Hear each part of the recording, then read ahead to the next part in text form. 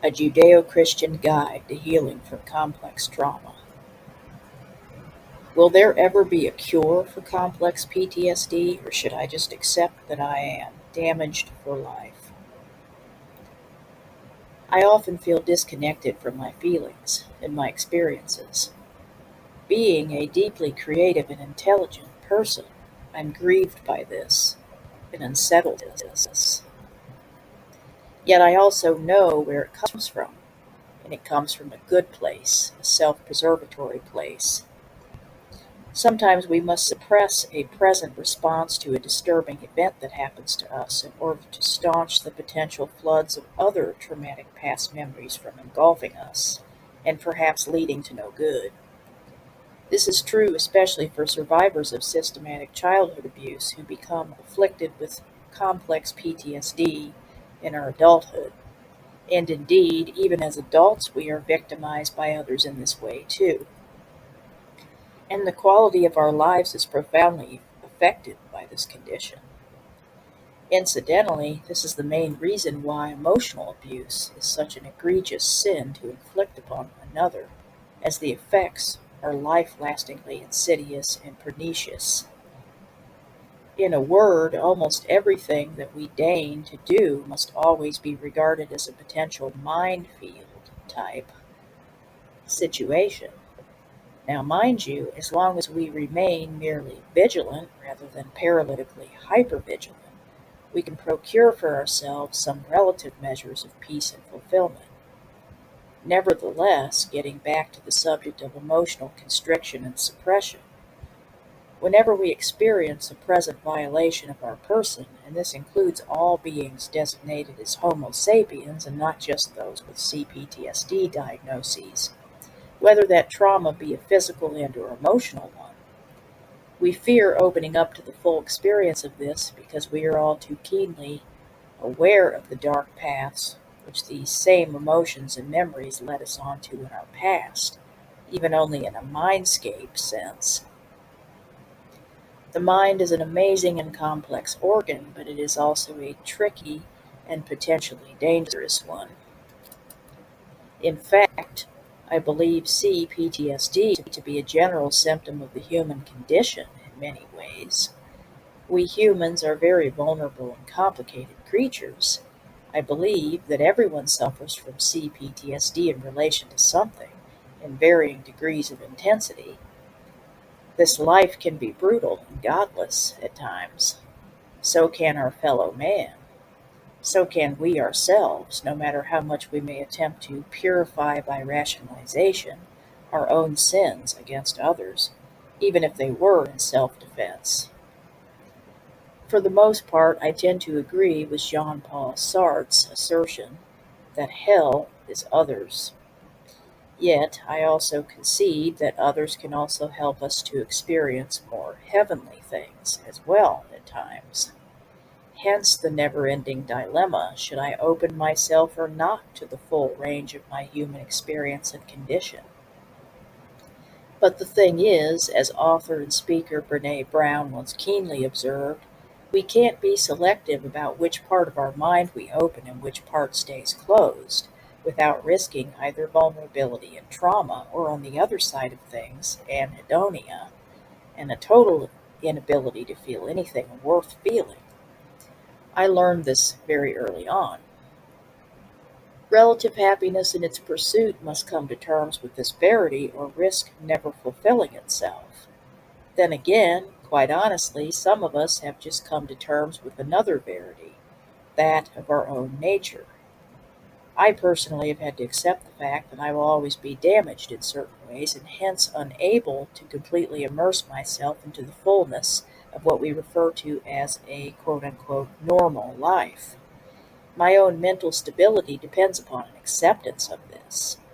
We are what we are. No amount of self-help projects or even inward immersion into our own psyche in order to come to know and heal ourselves can get at all of the wounds which we carry deep inside of ourselves. Some things we must accept are broken and cannot be fixed. They can only be worked around to the best of our ability. We cannot undo the damage that was done to us beyond a certain point. But don't get me wrong, my intention is not fatalism, but realism. What I am saying is that we are who we are for better and for worse, and that we can only try to make the best out of what we have been left with. Because I have witnessed some dark things come out of my wounds, and some miraculous and astoundingly redemptive and beautiful things come out of them. But it is true that we are what we are, as the saying goes, in relation to the individual past histories which we carry inside of our psyches. Once I was watching a film, and one of the main characters, who was a survivor of abuse, said, "I will never be normal because of what they did to me." I totally connected with that line of dialogue. I feel this every day, at least once, when I am faced with yet another way in which my condition limits me from being a fully functional human being. Yet for me, as long as I consistently strive to own my own darkness and brokenness without inflicting it upon others, I can have peace with myself. So we all have to find a point of compromise with ourselves, because we can't be it all.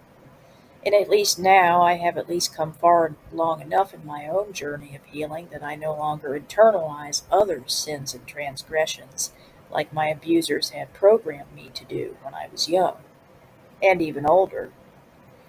Now I know from deep within my whole being that I did not deserve their mistreatment or the damage which they left me with that I in no way brought upon my own self. But I believe that we all have a story of survival and trauma to tell, including our abusers, past or present. Yet we all must make the choice as to whether we allow our own private pain and darkness to turn us into a victim and another transgressor, or into a survivor and another purveyor of the truth and the light. It is always totally up to us. Yet, unfortunately, our society and culture have a long way to go as far as recognizing psychological acts of violence towards other human beings as equally egregious and as equally in need of validation on the part of the afflicted. It's funny how, whenever you mention complex PTSD, most people automatically associate it with military servicemen and women and the effects of combat in political, physical wars. And no doubt, this form of PTSD is just as valid and just as afflictive. Yet, survivors of more emotional or psychological kinds of trauma aren't really immediately given clout, when by all rights they absolutely should be. I myself have experienced the way in which some people can view you with either incredulity and or suspicion when you share with them that you have CPTSD from emotional abuse. I understand the aversion, however, to such things, as many people are just afraid to explore their own minds and perhaps similar experiences with trauma that are emotionally and psychologically based. But I also find this to be a poor excuse for the disparagement of my or any other person's human condition and experience merely because they are too afraid to connect with that of their own. Moreover, I think this explains a lot of ills in human society, actually. Individuals who, instead of choosing self awareness and integration, choose self deception and depravity. M. Scott Peck's book, The People of the Lie, was indispensable to me on my own journey, and I still refer to it from time to time as a guide in how to identify those persons who choose projection of their own shadow onto others instead of accountability and proper governance for and of themselves. But it's not just about identification, but the validation as well, that I had every right to protect myself from my abusers, as they very clearly were in the wrong. In my own family system, I never had anyone to stand up for me in relation to what was true and right. I played the roles of identified patient and, in some more emotional ways, the scapegoat. If I attempted to assert myself, they would quickly put me back in my place by either gaslighting me or inventing some reason why I deserved their mistreatment. Another way they tried to manipulate me back into my roles was by taking a personality trait of mine or a character trait and attempting to make me feel ashamed of it, like I was inferior or inadequate in some way.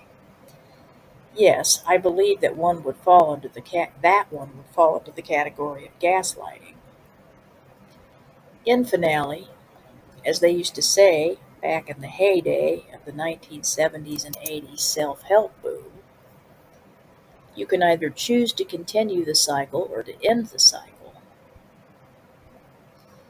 The legacies which our family systems have left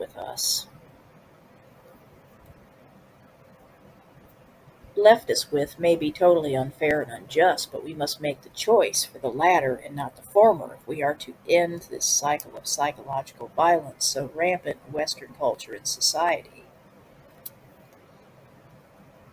Not that I believe that the problem can be solved, but I do believe that it can be improved upon to a certain degree, person by person.